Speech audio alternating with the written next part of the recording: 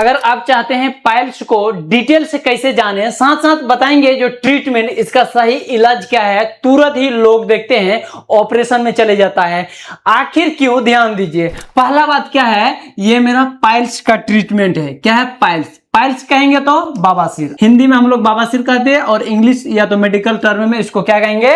Piles कहेंगे। अब एक एक करके ट्रीटमेंट समझते हैं। पहला बात और पहला है सिरप में लूज सिरप 200 ml का। कितना का? लूज सिरप 200 ml का। ये किस लिए यूज करते हैं? बहुत मजा और बहुत रिलैक्स के लिए नहीं, ये यूज करते हैं कॉन्स्टिपेशन को दूर करने के लिए। सिरप का नाम क्या है? Loose syrup. समझ में आ गया कि नहीं? अब समझते हैं कैप्सूल। CAP, कैप मतलब टोपी नहीं, ये कैप्सूल है। क्या है? कैप्सूल। कैप्सूल क्या है? पेंटॉप, या तो टेबलेट में भी आता है पेंटॉप। पेंटॉप 40 जो आता है वो क्या है? गैस को डिक्रीज करने के लिए, गैस को कम करने के लिए। इस दवाई के साथ ऑब्वियसली लेना पड़ेगा, ठीक है। अब समझते हैं ये क्या है? डिप्लॉक्स। मेन टेबलेट यहाँ है। क्या है? यहाँ डिप्लॉक्स जो है 100 नहीं, 1000 mg का। कितना का? 1000। ऐसे ऑन ग्राम भी इसको लिख सकते थे, लेकिन डायरेक्ट हम लिख दिए, कह दिए हैं 1000 पावर का। अब 1000 पावर का क्या करना है आपको, मतलब एडल्ट को देना है। ये किसका डोज है? एडल्ट का, ठीक है। आप समझते हैं लास्ट टेबलेट क्या कह रहा? लास्ट वेनेक्स, VENEX, ये वेनेक्स है, लेकिन पावर इसका कितना है?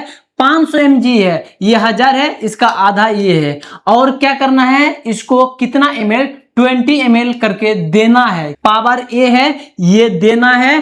टेबलेट का नाम ये वाला है, टेबलेट का नाम ये वेनेक्स टेबलेट है। क्या करने के लिए? कॉन्स्टिपेशन या तो पाइल्स को दूर करने के लिए। किसको? पाइल्स को दूर करने के लिए। अब समझते हैं पाइल्स का कुछ रीजन और कुछ कंडीशन होते हैं।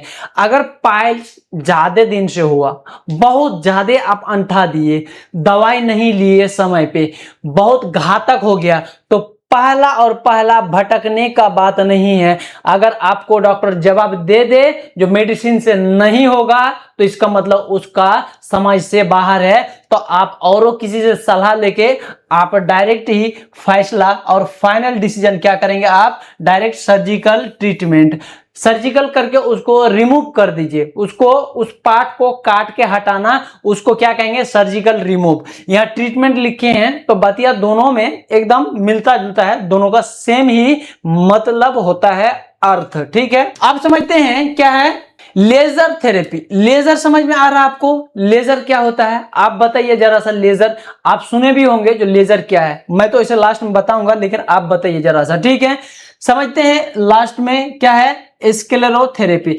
स्क्लेरोथेरेपी उस डायरेक्ट जो जख्म है, उस जख्म का क्या करता है? ये इंजेक्शन के मदद से क्या उसको डायरेक्ट डिक्रीज मतलब खत्म करने का प्रयास करता है। किसको?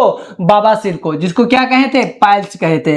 किसके मदद से? डायरेक्ट इंजेक्शन या थेरेपी की मदद से उसको खत्म करने के प्रयास किया जाता है। और कई सक्सेस लोग कर चुके हैं, मतलब कि क्लियर अच्छे से ठीक भी कर चुके हैं, ठीक है।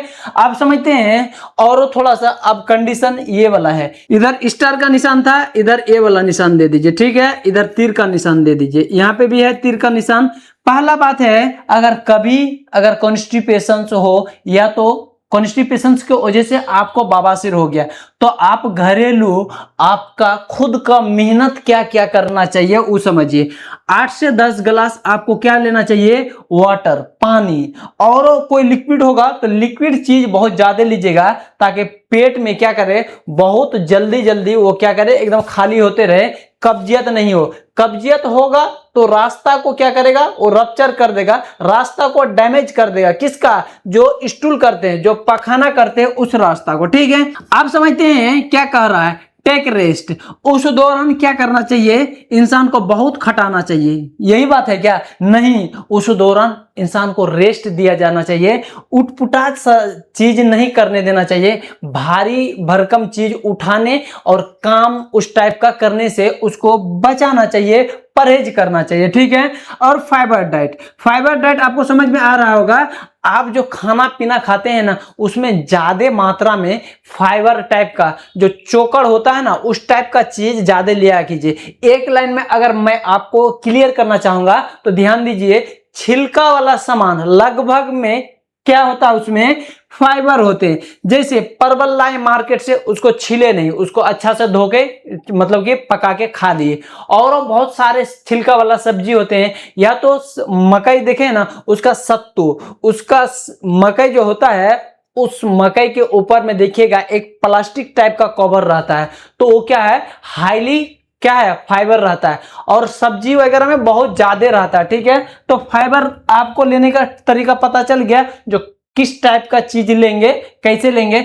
और चना देखें ना, चना का भी छिलका जो होता है वो भी हाईली फाइबर, प्रोटीन ये सब रहता है। अब लास्ट में आपको ये सजेस्ट करना चाहूंगा, अफेक्ट द पार्ट, जो पार्ट अफेक्ट है, जो आपको एनल जो है, जो एनएस जिसको कहते हैं, एनएस या रेक्टम, उस पार्ट को क्या कहते हैं, मतलब क्या करना चाहिए, मॉइस्ट, ज्यादातर गीला रखना चाहिए। जितना टाइट होगा स्टूल उतना टाइट उधर से आएगा, उतना ज्यादा रप्चर होने का डर रहेगा, उतना ज्यादा इन्फेक्शन, घाव और ग्रो हो जाएगा, ठीक है, बढ़ जाएगा।